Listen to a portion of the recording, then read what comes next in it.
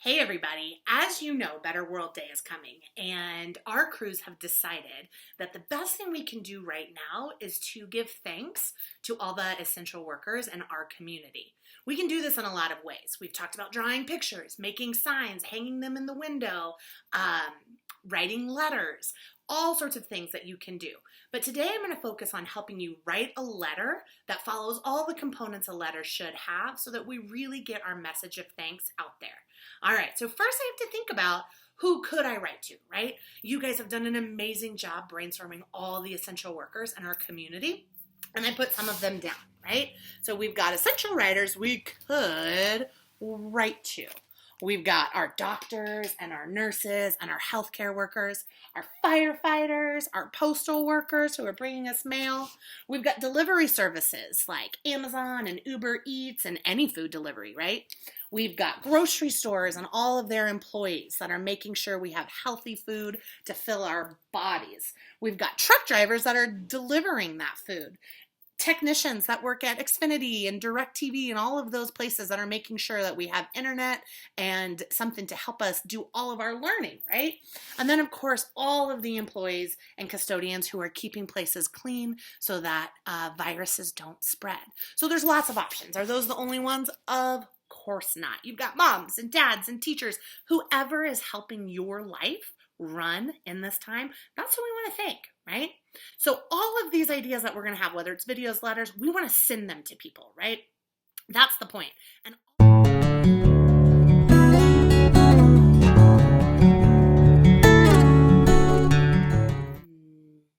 I think I'm going to pick postal workers because I love getting mail, and I've had students write me letters and it makes my day. It's also a really great way to stay connected. So that's who I've decided to write to.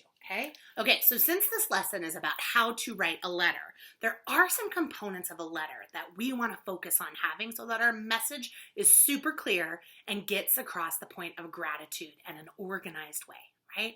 Well, I have a really silly song that helps me remember all the things I need to have in a letter, okay? And it goes to the tune of head, shoulders, knees, and toes. So instead of head, shoulders, knees, and toes, it goes like this. Day, greeting, body, closing, signature. Day, greeting, body, closing, signature. These are the things that I need to have in a letter. Day, greeting, body, closing, signature.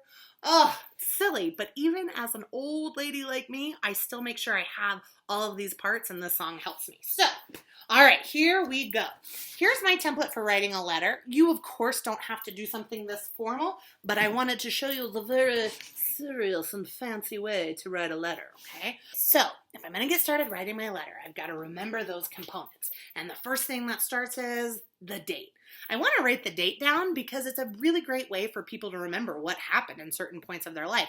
They'll probably want to keep this letter forever and be like, what happened during the pandemic? Oh, these really amazing kids sent me letters. I want to save it. Okay, so I put the date over to the right so it doesn't get mixed up with all of our other information, right? Okay, so you could write the date in numbers. I'm going to write it out because, again, we're being very formal and fancy. All right, so the date is April 20th, 2020. Okay, got my date.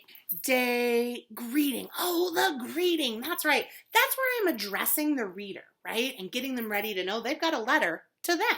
So I could say, dear postal workers. I could say, greetings. I could say hello, right? But because I'm being formal, I am going to say dear. Okay, so I'm going to say, dear postal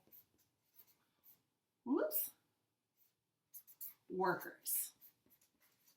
Okay, I drew some pre-lines right there. You could have more, but the comma needs to go at the end, right? Dear postal workers. All right, so that's my greeting, right? Greeting, day, greeting, body. The body of a letter is where all of your important information goes, right? And so we're wanting to give thanks. We don't want to just say thank you. We want to have some details. Thank you for what? Why is their work important to me? How does it help the community, Okay, so I'm going to write that and then I'll be back in just a second. Okay, so I just spent some time writing the body of my letter. I have multiple sentences to make sure I'm expressing my thanks and why it's important, right? And again, this part of the letter is called the body. It's where all the meat is, right? Let's see what I said. Dear postal workers, thank you so much for continuing your work and delivering my mail daily. I look forward to seeing you daily, and I love getting letters from friends and family. It gives me some normal in this crazy time. All right, so I said why I was thankful. I said why it was important. And now it's time to end the letter. So I've got to go back to my song. Day, greeting, body, closing. That's right. Closing is when I'm wrapping it up, right? I'm letting the reader know I'm about done with my letter. So in formal letters, you often see sincerely or best wishes. Thanks for all you do, whatever. Something to wrap up the gist of this and to let them know the letter's done. So I'm going to stick again with the formal closing of sincerely because also, I remember learning to write that word in like first or second grade, and I felt really cool because it was such a big, long, tricky rule breaker word. So try it out. All right, so I've got my closing, right? The reader's knowing I'm ending my letter. Now I need my signature. And my signature goes right after the comma on the second line. And my signature is just my name. Now, I do want to put my first and last name, right? So my name, you may not even know my last name, crew. My first name is Annie, you know that, and Holyfield is my last name. Okay, Annie Holyfield. Now, I put 2 other lines on my template down here because you might consider writing your crew's name, right? Like we're the Ninja Crew, or maybe the Pineapple Crew, the Dinosaur Crew. You don't have to though, but you could. But I also want to make sure that I have our school's name. That way they know who this thanks is coming from, right? Okay, so I'm going to put Ninja Crew. Ninja Crew, Joe Shoemaker School. Okay, then of course, if I want to add any drawings or make it more colorful, I totally could. That's up to you to be creative. Here's an example of one I had done with some pictures, right? Same idea. We've got the date, greeting, body, closing, and the signature, right? And I'll have that attached if you need an example. But there is something I want you to think about before we sign off for the day. And that is the success criteria that all letters or pictures need to have so that we make sure that we are sending high quality work out to the community, right? Because high quality work matters, right? Even in a pandemic. Okay, so here's our success criteria.